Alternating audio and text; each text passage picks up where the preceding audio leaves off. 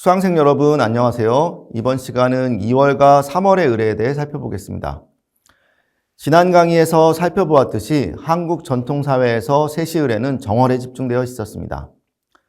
특히 정월 대보름에는 농촌과 어촌 마을에서 새로운 한 해 동안의 농사와 고기잡이의 풍요를 기원하는 다양한 의뢰들이 이루어졌습니다.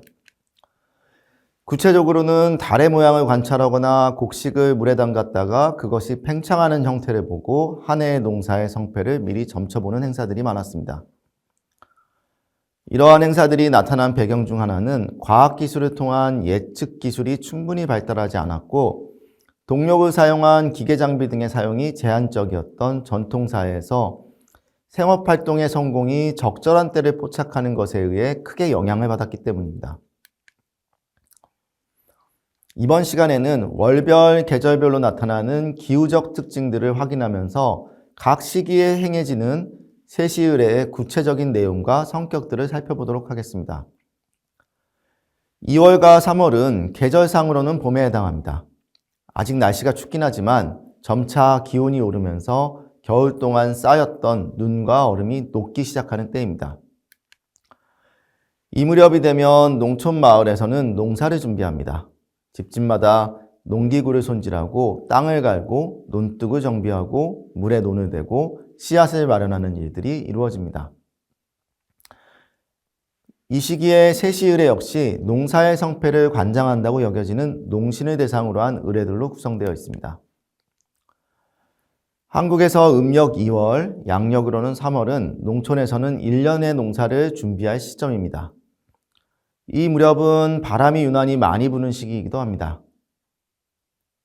그래서 2월에는 바람을 관장하는 것으로 여겨지는 신, 곧 풍신을 위한 행사들이 전국적으로 이루어졌습니다. 이 행사를 통칭해 영등제라고 하는데 이미 조선시대부터 영등제에 관한 기록을 찾아볼 수 있습니다. 1785년 정조실록의 한 기사는 유하원이라는 문신이 올린 상소에 대해 적고 있습니다.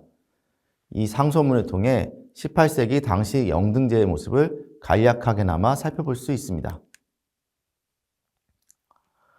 영남지방의 영동에 대한 말이 50년 전부터 바닷가 한 고을에서 시작되었는데 상주와 선산 등의 고을에 이르기까지 집집마다 그것을 받들고 제사를 지내며 2월부터 월말에 이르기까지 농사를 폐지하고 사람과 손님을 드나들지 못하게 하니 라고 기록하고 있습니다.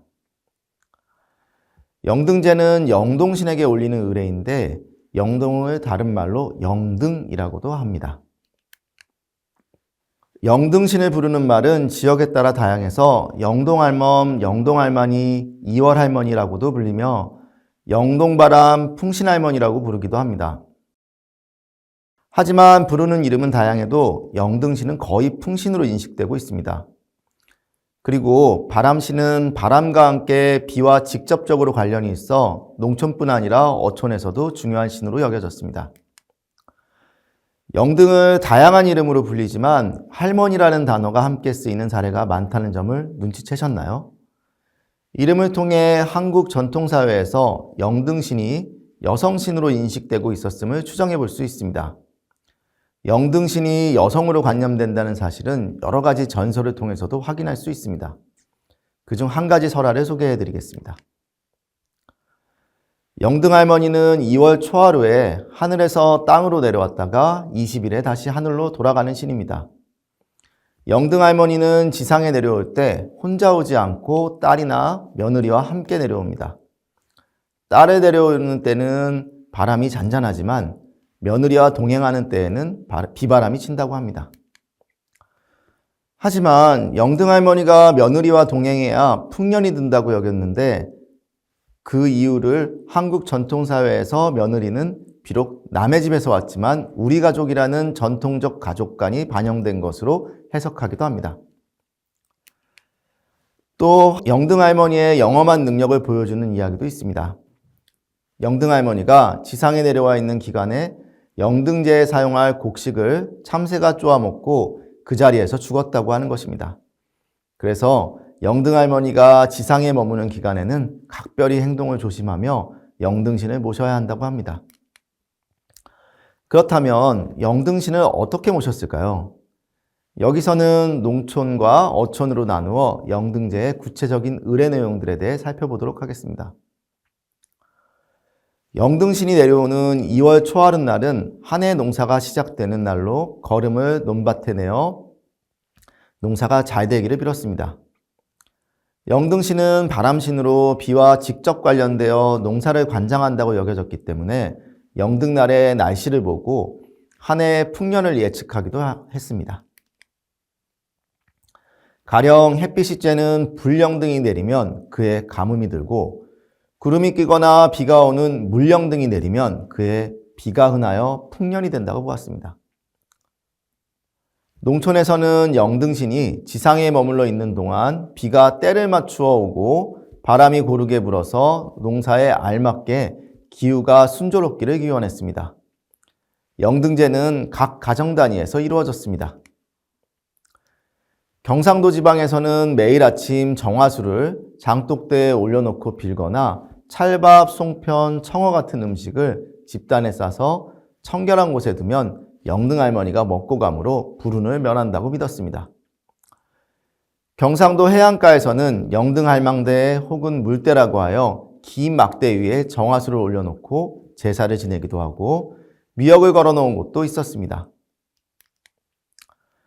전라도 지역에서는 2월 초하룻날 밥을 짓고 보릿뿌리를 캐다가 부엌에 찬장에 놓고 색색의 헝겊조각을 대나무에 꽂아놓고 제사를 지냈습니다.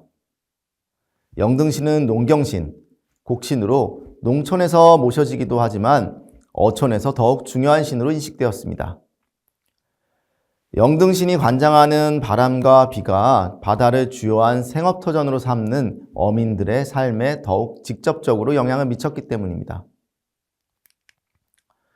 계속해서 제주도의 사례를 중심으로 어촌의 영등제에 대해 살펴보도록 하겠습니다. 제주도에서 영등은 영등할망이라고 불리며 2월을 영등달이라고도 부를 정도로 영등과 관련된 신앙이 보편적입니다. 영등할망은 음력 2월 초에 제주를 찾아와 15일에 돌아갔는데 떠나가는 날 바닷가를 돌면서 해녀들이 채취하는 해산물에 씨를 뿌려주어 바다에 풍요를 주는 일을 한다고 믿습니다. 구체적으로는 다음에 수확할 해산물인 미역, 천초, 소라, 전복 등의 씨앗을 바다에 뿌린다고 알려져 있습니다. 또 영등할망은 바닷가를 돌면서 고동의 일종인 보마를 까먹으면서 다닌다고 알려져 있습니다. 그래서 제주 사람들은 2월에 보말 속이 빈 것을 보고 영등할망이 다녀갔다는 증거로 생각합니다. 제주에서 영등할망은 숭배의 대상이지만 바다를 휘저어 뱃사람들의 목숨을 위협하기도 하므로 두려운 존재이기도 합니다.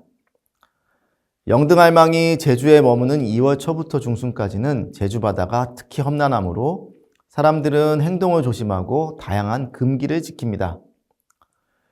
배를 타고 바다에 나가서는 안 되고 해녀들도 잠수 작업을 하지 않습니다. 그리고 마을마다 영등굿이라고 하는 공동체 단위의 큰 의례를 수행하면서 바다 채취물을 비롯한 어업의 풍요를 위해 바람이 잔잔하기를 기원합니다. 영등신은 어업과 농업에 관련된 신으로 개인의 신앙의 대상이 되기도 하지만 제주의 영등할망은 주로 어업을 수호하는 신으로 인식되면서 마을의 신으로 모셔지고 있다는 점이 특징입니다. 구체적인 의례의 구성과 진행 방식을 살펴보면 먼저 영등굿은 영등할망이 제주에 내려오는 매년 음력 2월 1일과 하늘로 돌아가는 2월 14일에 합니다. 2월 1일의 굿을 영등환영제, 14일의 굿을 영등송별제라고 합니다. 굿을 하는 날이 되면 제주 시내의 어부와 해녀들이 참가하는데 각 가정에서 제사에 쓸 음식을 차려서 가져옵니다. 영등환영제는 신을 사당에 모시고 굿에 참여한 사람들의 이름을 부르며 행운을 비는 제의, 즉 초감제부터 시작합니다. 이후 풍어를 기원하는 풍어제로 이어진 뒤 조상신을 즐겁게 하기 위한 굿으로 끝납니다. 영등환영제와 비교할 때 영등송별제는 용왕에 대한 제사까지 포함하고 있어 더욱 중요하게 여깁니다. 영등 송별제 역시 초감제로 시작하지만 마을의 수호신인 남녀 부부신에게 마을의 안녕을 축원하고 마을 사람들 각자 소원을 비는 곳이 포함되어 있습니다. 또 용왕신과 영등신이 오시는 길을 닦아 맞이하고 어부와 해녀의 안전을 비는 요왕맞이, 마을 전체의 재앙을 막는 도행막음, 해녀가 바다에서 잡은 것들의 씨를 다시 바다에 뿌리는 씨드림, 마을의 노인들이 바다에 집으로 만든 배를 띄워보내는 배방선, 처음 구슬할 때 불러들인 모든 신들을 돌려보내는 제의인 도진으로 끝이 납니다. 이러한 제주도의 영등을에는 제주도 특유의 해녀신앙과 민속신앙을 담고 있고 국내에서 유일한 해녀굿이라는 특이성을 인정받아 제주 칠머리당 영등굿이라는 이름으로 국가무형유산이자 유네스코 인류무형문화유산으로 등록되어 있습니다. 한편 2월 초하루를 부르는 또 다른 말로 머슴날이 있습니다. 이날은 농사의 중요한 일꾼인 머슴을 위한 날이라고 하여 머슴들을 위해 술과 음식을 대접하고 마을 잔치를 벌입니다. 2월이 되면 이제 농사 준비를 본격적으로 해야 하므로 주인집에서는 머슴을 위로하는 것입니다. 머슴날과 유사한 행사가 조선 후기의 세시풍속집에서도 발견됩니다. 동국세시기의 기록에 따르면 2월 초하루는 노비일로 송편을 만들어 노비들에게 나이수대로 나누어 준다고 적고 있습니다. 3월에는 벼농사를 짓는 지역에서는 못자리고사를 지냅니다. 못자리고사는 벽시고사라고도 합니다. 한 해 농사의 시작인 못자리고사를 만들거나 못자리를 낸 뒤 풍년을 기원하고 새나 개구리 등의 피해를 예방하기 위해 지내는 의례입니다. 못자리고사는 개별 가구 단위로 지내고 논에 뿌릴 벼의 종잣, 곧 벽시를 물에 담그는 일부터가 의례의 시작이라 할 수 있습니다. 벽시는 솔가지로 덮어두고 부정을 피하고 장례식에 가지 않는 등 의례 기간에 여러 금기를 지킵니다. 벽시는 땅에 뿌려지면 다시 자라나 가을에 결실을 하게 되는데 이러한 재생 능력으로 인해 신성시되었기 때문입니다. 물에 담가두었던 벽시가 발아하면 못자리에 뿌리고 못자리고사를 드리게 됩니다. 벽시를 담글 때 담그지 않고 일부 남겨둔 벽시로 팥시루떡과 술을 만듭니다. 재물을 가지고 고사를 지내는 방식은 두 가지가 보고되어 있습니다. 하나는 재물을 논의 머리 쪽에 놓고 고사를 드리고 남성 가장이 의례를 주관하는 것입니다. 다른 하나는 못자리 하는 날 점심을 먹을 때 가장 먼저 뜬 첫 밥을 논두렁 위에 올려두고 일꾼들에게 식사를 대접하는 방식입니다. 두 가지 의례 방식 모두 준비한 재물을 반드시 그 논의 주인이 먹어야 한다는 공통점이 있습니다. 그 밖에 떡이나 밥을 준비하지 않고 못자리를 만든 날 저녁에 밥 한 그릇을 준비해서 논으로 나가 밥을 숟가락으로 퍼서 논가에 던지는 방식도 있습니다. 또 모가 튼튼하게 잘 자라기를 바라는 마음에서 못자리를 하는 날 반드시 찰밥을 해 먹기도 합니다. 찰밥은 일반적으로 먹는 밥과 달리 찰기가 있어서 논에 모가 잘 서고 농사도 풍성해진다고 여겼기 때문입니다. 이번 시간에 살펴본 내용을 정리하겠습니다. 이번 시간은 2월과 3월에 이루어지는 세시의례에 대해 살펴보았습니다. 이 기간에 이루어지는 의례의 중요한 목적은 1년간의 생산에 풍요로움을 기원한다는 점입니다. 농촌과 어촌, 산간지역에서 모두 생업과 관련한 의례들을 확인할 수 있었습니다. 그 가운데 2월의 대표적인 의례로 영등제를 검토했습니다.